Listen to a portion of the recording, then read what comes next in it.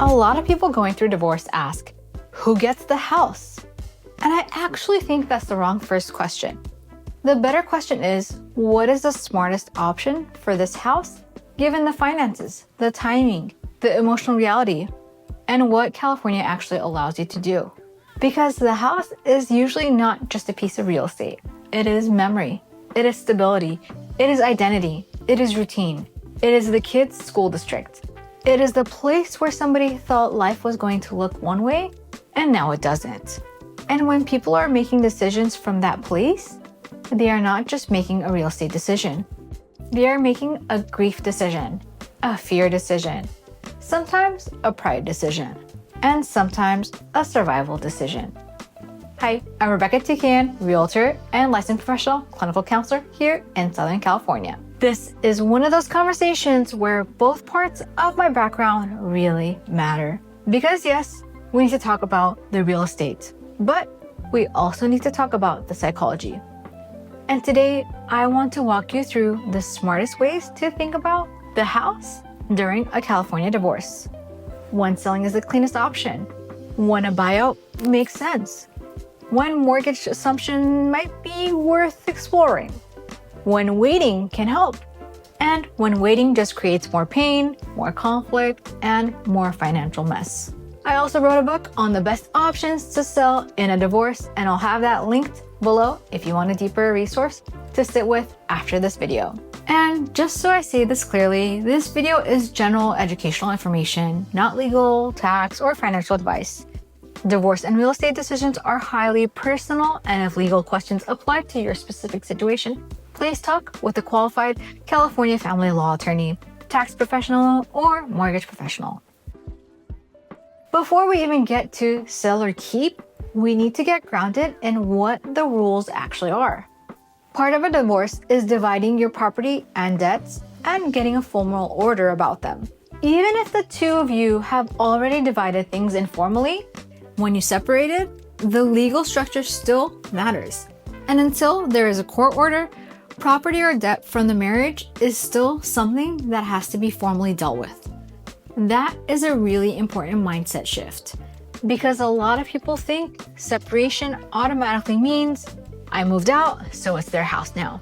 Or I've been making the payment, so it's basically mine. Or the kids stayed with me, so I should obviously keep it. And emotionally, I understand why people feel that way. But legally and practically, the situation is usually more structured than that.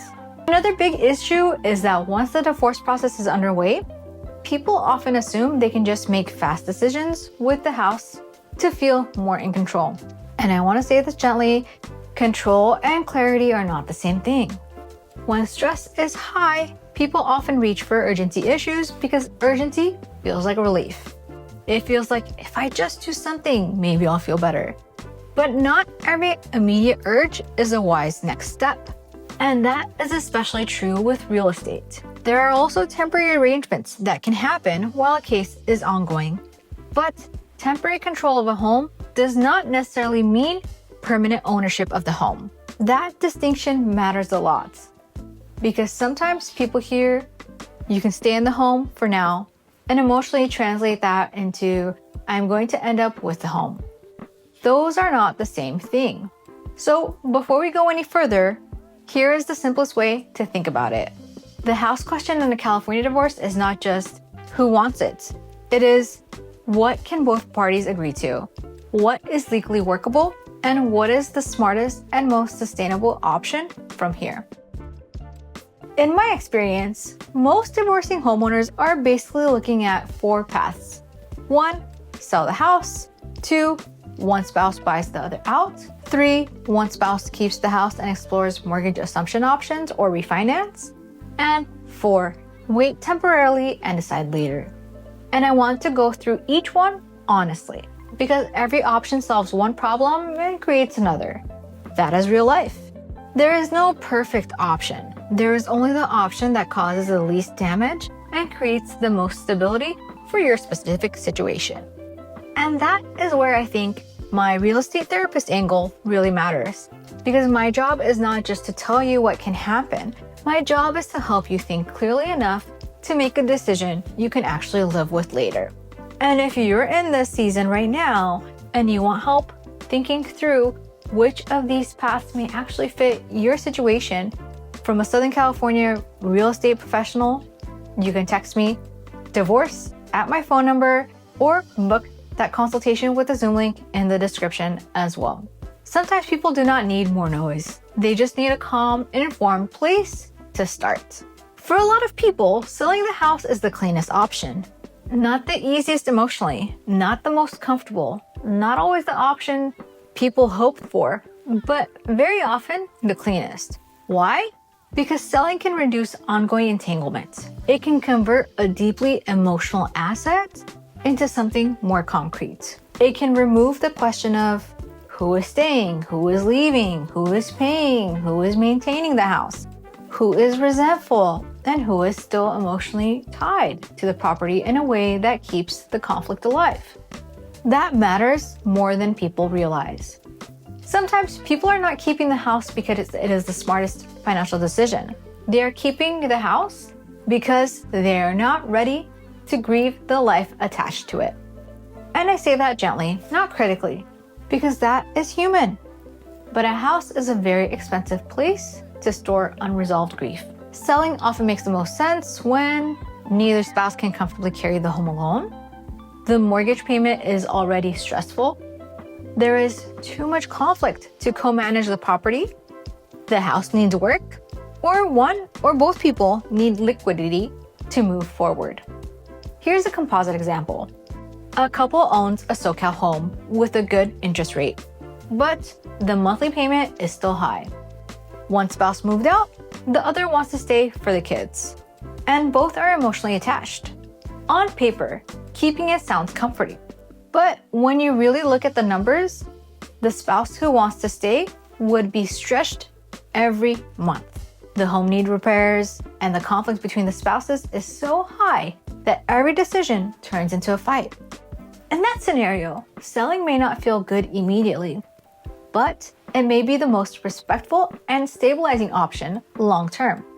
And that is something I say a lot in these situations. Relief and grief can exist at the same time. You can be sad the house is being sold and still know it is the healthiest decision. From a transaction standpoint, this is also one of those situations where the process needs to be handled carefully, evenly, and professionally. Not dramatically, not emotionally, and definitely not with someone who is going to inflame the conflict. Now, let's talk about the option that many people emotionally want first, the buyout. This is where one spouse keeps the house and compensates the other spouse for their share, typically as part of the divorce settlement structure. And sometimes this really is the right answer. A buyout can make sense when one spouse truly can't afford the house on their own, the numbers have been carefully run, the long-term housing plan is stable, and keeping the house serves a real purpose rather than just emotional comfort or emotional attachment.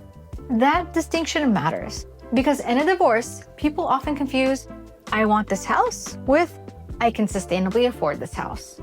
Those are not the same sentence. A buyout can be a smart move if keeping the home protects school stability, preserves a favorable housing position, avoids a forced move at a terrible time, or simply makes financial sense compared with selling and rebuying in the current market.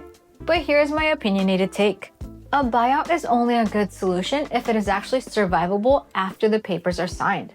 Not just month one, not just while adrenaline is carrying you, not just while you are still running on fear. I mean month 6, month 12, the month the HVAC dies, the month property taxes hit, the month the kids need something expensive, the month work gets weird, the month one income feels very different than 2.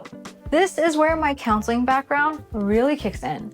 When people are under emotional threat, they often overestimate what they can handle just to avoid another loss. They think if I lose a marriage and the house, that's too much. So they fight harder for the house than they would if they were calm. And I get it. But the nervous system does not always make good real estate decisions. So if someone is considering a buyout, I want the question to become, can I afford this house in the life I'm actually moving into, not the life I'm grieving? That is the real question. Okay, this is the section I really want people to hear because I think a lot of homeowners do not realize they may need to explore more than just sell or refinance. Sometimes the remaining spouse may be able to continue with the current loan structure. Sometimes assumption may be worth exploring. Sometimes refinance makes more sense. And sometimes neither option is as easy as people hoped. The reason this matters so much is because if somebody is keeping the house, the financing side is not a side issue. It is the issue. A lot of people get emotionally attached to the idea of staying in the home and do not fully understand what that will require financially or procedurally. And that is where heartbreak turns into panic.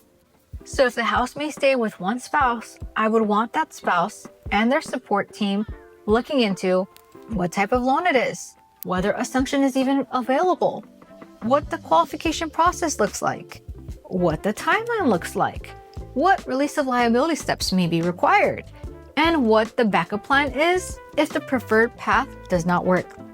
Because this is not the kind of situation where I want people making assumptions based on hope alone. I want them working from actual information. And if assumption is on the table, I want people to ask early, not late, not after they have built their whole emotional plan around keeping the house, early. Because one of the biggest practical mistakes people make is getting attached to an outcome before they understand the financing. And if the biggest question for you is really the house, whether to sell it, keep it, buy someone out, or explore assumption, text me house at the number or set up the free Zoom consultation at the link in the description. I know this topic is emotional and I want to make this process feel clearer, not heavier.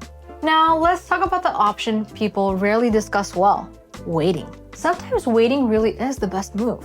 For example, maybe it makes sense to get through a school year. Maybe one spouse needs short-term housing and needs that stability. Maybe the timing is bad for a rush sale.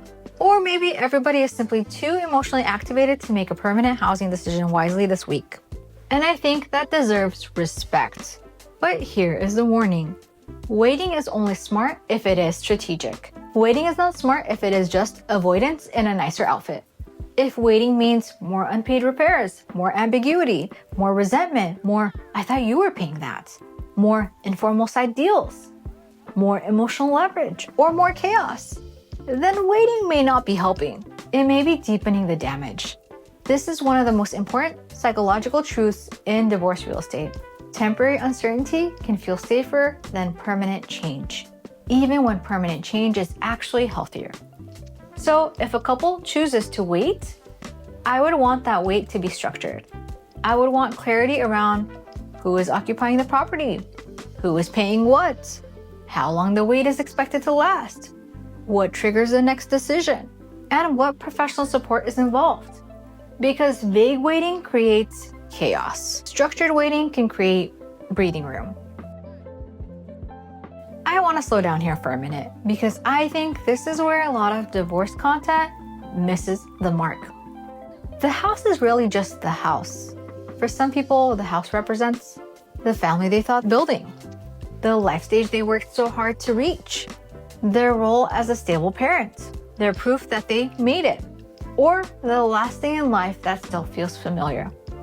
So when someone says, I need to keep the house, what they may actually mean is, I need something to stay the same. Or, I cannot emotionally handle one more loss right now. Or, if I lose this house, it means the whole life I built is really over. That is why I think the real estate therapist lane is real here. Because this is not just math, it is attachment, it is nervous system regulation, it is identity under threat, it is fear dressed up as a housing plan. And to be clear, that does not mean the feeling is wrong. It means the feeling needs to be understood before it becomes a contract decision. One of the most caring things you can do in this season is separate the question, what do I feel, from the question, what can I sustainably do? Both matter, but they are not interchangeable. A lot of people do not need someone telling them to be logical. They need someone who can help them feel grounded enough to think clearly. That is a very different energy. Let me give you the mistakes I see most often. Mistake 1, deciding based on emotion and reverse engineering the numbers. This is probably the biggest one. They decide they want the house, then they start forcing the math to agree. That is backwards. Mistake number 2, thinking temporary possession means permanent ownership. It doesn't. Temporary arrangements are temporary. Mistake number 3, assuming you can just handle the house informally without understanding the legal and financial structure. That can create major problems later. Mistake number 4, signing an agreement too fast because you want the discomfort to end. I understand the urge, but a rushed agreement on a house can echo for a very long time. Mistake number 5, treating mortgage assumption like an easy shortcut. It may be a useful option, yeah, but useful and easy are not the same word. Mistake number 6, hiring professionals who escalate the conflict instead of helping contain it. That kind of transaction needs steadiness. It needs neutrality. It needs clean communication. It needs emotional maturity. So if you are trying to decide what to do with the house in a California divorce, here is a framework I would use. Sell the house when neither of you can comfortably afford it alone, the conflict is high, you need clean financial resets, the house is draining energy and money, or keeping it would only prolong entanglement. Buy out the other spouse when one person can truly afford the property, the long-term housing plan is stable, the settlement structure is workable, and keeping the home serves a real purpose, rather than just emotional resistance. Explore assumption or financing alternatives when one spouse is keeping the home, the current loan terms are valuable, there may be a viable path to keep the existing structure or avoid an unnecessarily worse one, and the person staying has the financial ability and patience to pursue the process properly. Wait when there is a real strategic reason. The temporary arrangement is documented. Everyone knows who is paying what. And the waiting period is serving clarity rather than avoidance. And underneath all of that, I would ask one grounding question. Am I choosing that option that protects my future or the option that just temporarily soothes my pain? That question is powerful, and it is not always easy, but it is honest. If you are in the middle of this right now, I want to say something clearly. You are not weak because this feels emotional. You are not foolish because the house feels loaded. And you are not behind because you do not know what to do yet. This is one of the heaviest intersections of money, memory, family, identity, and fear that people go through. So please give yourself permission to move carefully. If you want support thinking through your options from a real estate perspective here in Southern California, with the added therapist perspective in there as well, you can text me at the phone number or email me or set up that free Zoom consultation at the link. It's also in the description for you. And if you want the deeper resource, my book on the best options to sell in a divorce is linked below as well. And if there is a specific part of this topic you would like me to cover with care in a future video, you are very welcome to leave a comment below or send me an email. I read those very carefully and very closely. And if your question is more private or more situation specific, you can always text me or email me directly. Those messages help me create content that is actually useful to real people going through real life, not just content for content's sake. If this video helped you feel a little more grounded, a little more informed, or a little less alone, subscribe. This channel is about real estate, yes, but it is also about helping people make smart real estate decisions during real life transitions. I'm Rebecca Tekeian, and around here you can think of me as your SoCal real estate expert with a therapist lens. And I'll see you in the next one.